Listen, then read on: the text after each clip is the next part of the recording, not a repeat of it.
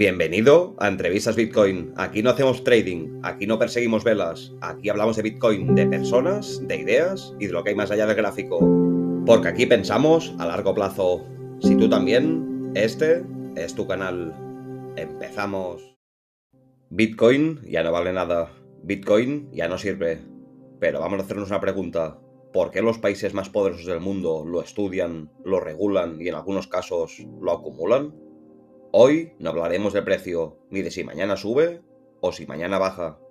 Hoy vamos a hablar de algo mucho más importante, de poder, de tiempo y por qué nosotros y los estados no estamos jugando al mismo juego. Y ahora te pido que vayamos a ser sinceros. La mayoría de personas llega a Bitcoin por el precio y la mayoría se va también por el precio. Y no porque sean tontas, sino porque viven atrapadas en el corto plazo. Cobras un salario, ese salario se va en gastos. Los gastos suben más rápido que tu sueldo y cuando no llegas, pides crédito, deuda. Mes tras mes, año tras año, cuando vives así no puedes pensar a 10 años vista, solo piensas en sobrevivir al siguiente mes. Y cuando tu cabeza está en el corto plazo, cualquier caída de precio parece una amenaza. Por eso Bitcoin asusta. Y no asusta por lo que es, sino por lo que exige tiempo, paciencia y convicción. Un estado no piensa como una persona normal, un estado no vive al mes, un estado vive a décadas, piensa en estabilidad, en control, en escenarios extremos, crisis, guerras, sanciones, colapsos monetarios. Para un estado el dinero no es solo dinero, es una herramienta de poder. Y por eso los estados se endeudan sin miedo, imprimen sin parar y cambian las reglas cuando lo necesitan.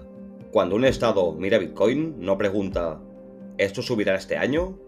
Pregunta, ¿qué pasa si sigue existiendo dentro de 20 o 30 años? Para ellos Bitcoin es incómodo, no porque sea ilegal, sino porque no pide permiso. Tiene una oferta limitada, funciona 24/7, no depende de un banco central, no se puede pagar con un ahorro. Y eso es un problema para cualquiera que esté acostumbrado a controlar el dinero. Por eso lo critican, por eso lo regulan y por eso en silencio lo estudian. No porque les encante Bitcoin, sino porque entienden que ignorarlo sería irresponsable. Y ahora quiero parar y decirte una cosa. Si tú estás en Bitcoin a largo plazo, probablemente te ha pasado esto. Has dudado, te has preguntado si estabas equivocado, has visto a otros irse y aún así sigues aquí. No porque estés seguro al 100%, sino porque has entendido algo importante, que esto no va de hacerse rico rápido, va de no depender. Y si piensas así, no estás loco, estás pensando más parecido a como piensa un estado que como piensa un especulador. Y sí, pensar a largo plazo es solitario, no te da aplausos, no da validación, no da conversación fácil, da silencio, da dudas y da momentos incómodos. Pero es exactamente así como toman las decisiones importantes. Los estados pueden soportarlo y algunas personas también, no porque sepan más, sino porque entienden el juego. Porque no, Bitcoin no es para todos y nunca lo fue.